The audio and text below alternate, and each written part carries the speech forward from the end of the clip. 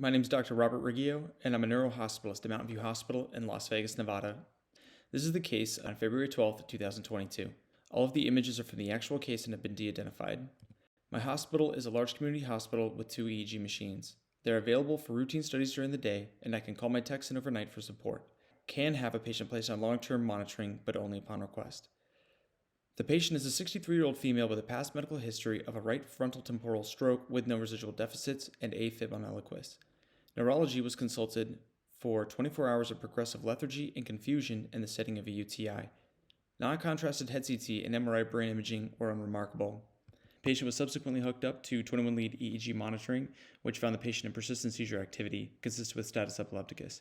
Here you can see the right frontal temporal leads are highest in amplitude, which is consistent with the patient's known likely seizure focus. And patient was placed on the Ceribell EEG monitoring device.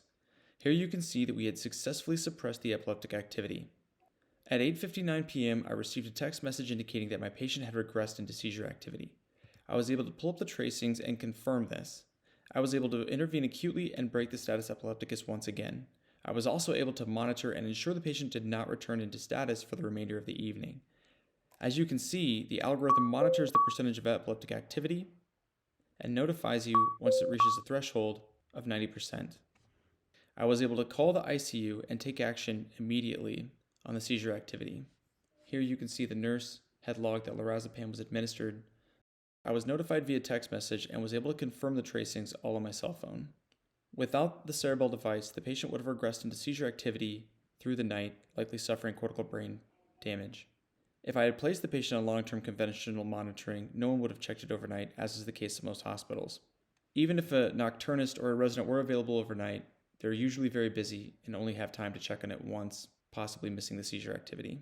If I was concerned the patient was in persistent non-convulsive status, I would have needed to transfer the patient, which is impossible at this time as the hospitals in the area are full to capacity and not accepting transfers.